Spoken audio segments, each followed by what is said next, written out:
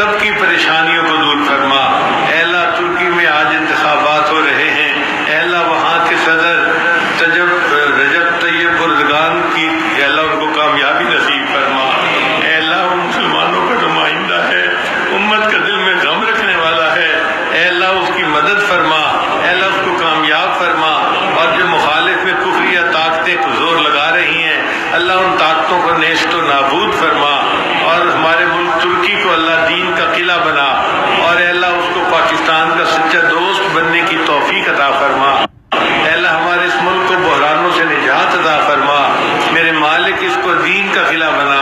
اور ہمیں یہاں شریعت و سنت کے مطابق زندگی گزارنے کی توفیق عطا فرما۔ اے اللہ جو اس ملک کے دشمن ہیں ان کو ہدایت عطا فرما، اور جن کی قسمت میں ہدایت نہیں اللہ ان